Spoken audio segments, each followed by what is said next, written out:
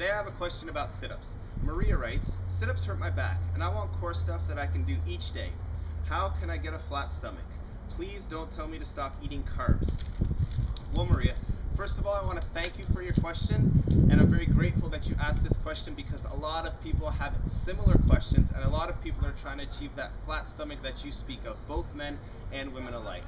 So my first piece of advice would be to never ever do sit-ups again. There are many reasons not to do sit-ups, but I'm going to give you three what I believe are compelling reasons to never do sit-ups again. First reason is that sit-ups create an imbalance between your abdominal and your low back muscles. Throughout the body, we have pairs of opposing muscle groups. Starting from the top, you have your bicep to your tricep, your chest to your back, your abs to your low back, your hip flexors to your glutes, and your quadriceps to your hamstrings. The number one goal of any sound training program is to create balance between these opposing muscle groups, and sit-ups fail in that regard.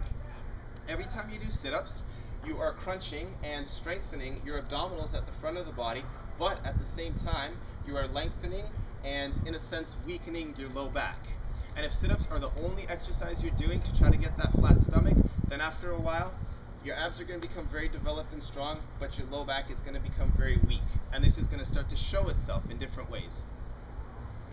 The second reason you want to avoid crunches is because it opens the door to injury and it promotes poor posture. An imbalanced body is a body that's susceptible to injury, and sooner or later, this strength and balance between your strong abs and your weak low back is going to catch up to you in the form of an injury or general aches and pains or just a feeling of something's not right. Secondly, when people do sit-ups, there's a tendency to really get into bad habits. So I'm going to show you what I mean. I'm going to get down to the floor into a push-up position, and I'm going to show you a classic push-up, or sit-up. Okay, so when this happens, there's a tendency for these shoulders to roll forward.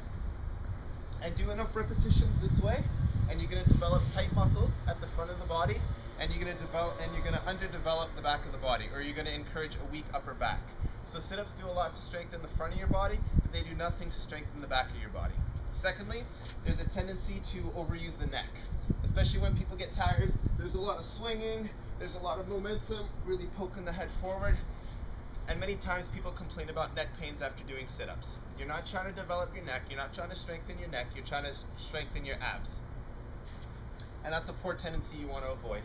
Thirdly, many times when doing sit-ups, there's a tendency for your hip flexors to take over and your abs to disengage and not participate in the movement anymore.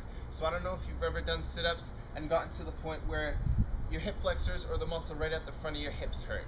And it's very easy for this to happen because your hip flexors are responsible for bringing your chest to your knees, just like your abs are. But when you get tired, there's a tendency for these hip flexors to dominate the exercise. So these are three poor habits that are very hard to avoid when you're doing sit-ups, and the best way to avoid these poor habits is to just drop sit-ups out of your exercise program. The third reason you want to avoid sit-ups is because you need to understand that your abs or your core is meant to resist movement and not create movement. So when you run, for example, the responsibility of your abs is to stabilize and prevent your chest from falling forward, prevent you from leaning back too much, but to help you maintain a strong upright position. Keep your hips in place and keep your torso solid. Same thing when you do jumping jacks, same thing when you skip, same thing when you do squats, when you do lunges, when you perform practically any movement. So unless you have a specific reason to practice sit-ups, you can safely say goodbye to sit-ups and you can say hello to a flat stomach. So here are some exercises you can do in place of your sit-ups. First one to start with is a plank position. You'll start on the elbows and on the toes. Straighten your knees out, have your elbows under the shoulders, drop your shoulders, straighten your knees out, tense your abs, look down at the ground, and hold as long as you can. Start with 30 seconds, work up to a minute or 2 minutes if you can. You can do this on your elbows. You can also do this on your hands. And what you're paying attention to is your hips. You don't want your hips, or this area, your low back, you don't want this to happen. If this happens, you're going to feel your low back, and you want to tuck your hips under, really tighten up your abs, and hold as long as you can. That's exercise number 1. Exercise number 2, you're going to go to a side plank. You can also do this on the elbows and on the hand. We'll start with the elbows. You can stack your feet, or you can have your top leg in front, back foot behind, elbow under the shoulder.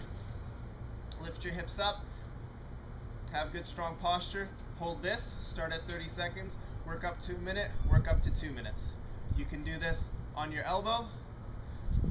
For a harder variation, you can do this on your hands.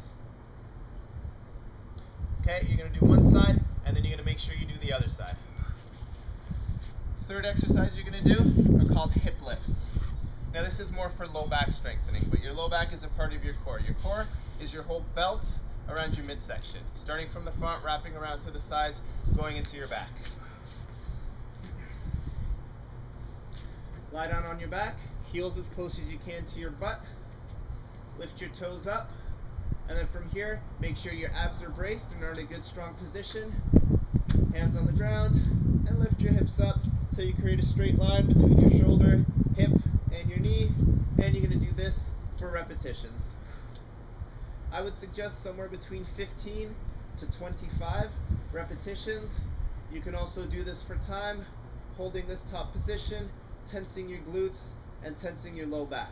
You can hold this for 30 seconds, work up to a minute, work up for 2 minutes, just like you did with your plank and side plank.